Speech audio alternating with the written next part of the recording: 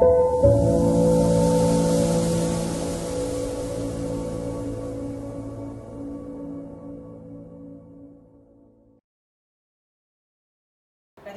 ప్రేక్షకులకు నమస్కారం. ఈనాటి మన సంభాషణ ముఖ్య అతిథి కె శ్రీనివాస్ గారు. శ్రీనివాస్ గారిని ప్రత్యేకించి పరిచయం చేయాల్సినటువంటి అవసరం లేదు. పత్రికా రంగంలో సుప్రసిద్ధులు. ఈ మధ్యనే ఆంధ్రజ్యోతి సంపాదకులుగా పదవీ విరమణ చేశారు. డిజిటల్ మీడియా రంగంలోకి రావడానికి సన్నాహాలు చేస్తున్నారు. ప్రజాస్వామ్య హక్కులకు, అస్తిత్వ ఉద్యమాలకు గట్టి మద్దతుదారు. సాహిత్యవేత్తగా, సాహితీ విమర్శకులుగా, కవిగా, రచయితగా అనేక కాలమ్స్కి వరవడిదిద్దారు పత్రికల్లో. ఉదయం నుంచి వార్త నుంచి ఆంధ్రజ్యోతి, ఈ ప్రస్థానంలో దాదాపు 4 దశాబ్దాల కాలంలో ఆయన చేసినటువంటి రచనలు ఎంతోమందిని ఆలోచింపజేశాయి, ఎంతోమందికి ప్రేరణగా కూడా నిలిచాయి. ఆయన రాసిన ఒక వ్యాసం 2 ప్రాణాలను కాపాడింది. అంత పెద్ద ఉద్యమానికి నాంది పలికింది.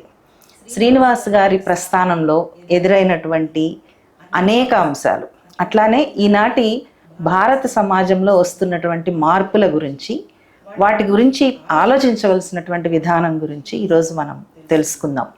ఎందుకని చెప్పి ఈ అంశాలు ప్రతి ఒక్కళ్ళు ఆలోచించాల్సి ఉంటుంది. అట్లానే యువతరం ఏ రకమైనటువంటి మార్గం తీసుకోవాల్సి ఉంటుంది, మార్గనిర్దేశం చేయాల్సి ఉంటుంది, ఇవన్నీ కూడా ఆలోచించవలసినటువంటి అవసరం ఉంది. హలో శ్రీనివాస్ గారు. నమస్తే అండి.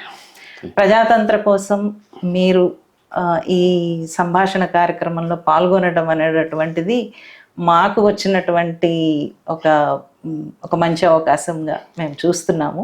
మిమ్మల్ని ఇంటర్వ్యూ చేయడం అనేటటువంటిది కూడా నిజానికి మీకంటే నేను చాలా జూనియర్ని ఈ పత్రికా ప్రస్థానంలో.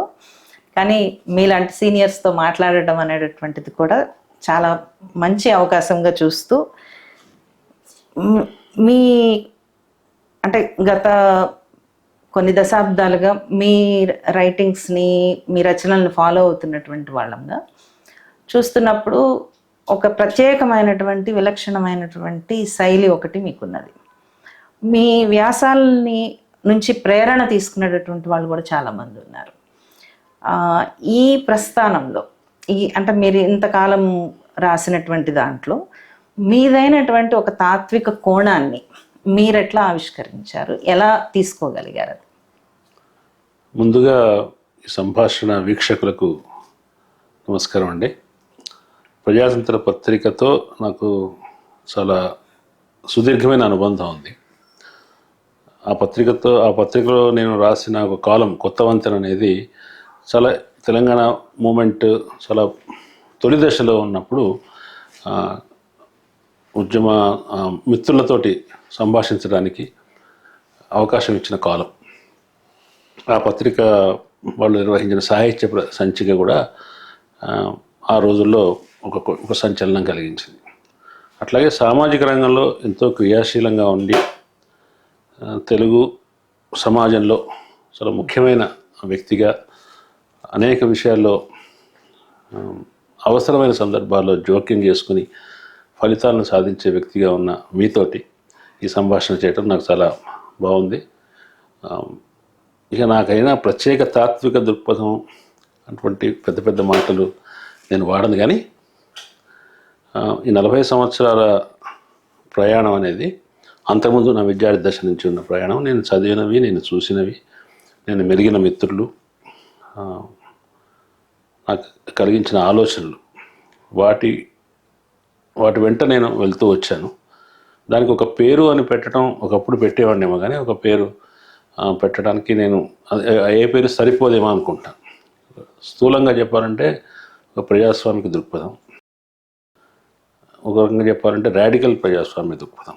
అంటే ప్రజాస్వామ్యాన్ని సాధించడం కానీ, ఆచరించడం కానీ, అది అమలు కావాలని కోరటం కానీ ఈ రోజుల్లో అంత సులువైన విషయం కాదు, అంత సాధారణ విషయం కాదు.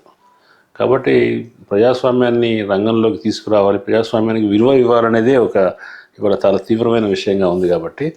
కాబట్టి ప్రజాస్వామ్య సాధకుడిగా, దాన్ని కోరుకునేవాడిగా, సాధకుడు అని కూడా పెద్ద మాట అవుతుంది, దాన్ని కోరుకునేవాడిగా ఉండాలనుకుంటున్నాను. దాంట్లో ఇవాళ ప్రజాస్వామ్యం కోరుకోవడం అంటే సహజంగానే అందరినీ కలుపుకుని వెళ్ళే, అన్ని భావాలకు ఆస్కారం ఉండే సమాజాన్ని మార్చడానికి ఎవరి మార్గాల్లో వాళ్ళు సాధన చేస్తున్నప్పుడు వాళ్ళందరికీ చేసే అవకాశం ఉండాలి.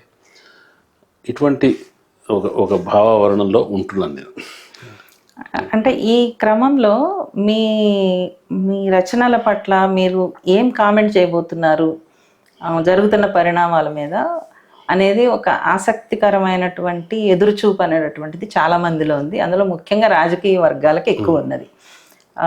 ప్రజలు ఎక్కువ ఉన్నారు, అది వేరే. కానీ రాజకీయ వర్గాలకి మీ రచన మీద ఒక దృష్టికోణం ఉంది. అంటే శ్రీనివాస్ ఏం చెప్తారు, శ్రీనివాస్ దృష్టికోణం ఏముంటుంది అనేది. అంటే అది ఒక రకంగా వాళ్ళని వాళ్ళు విమర్శ చేసుకోవటానికి, ఆత్మ విమర్శ చేసుకోవడానికి పనికొస్తుంది.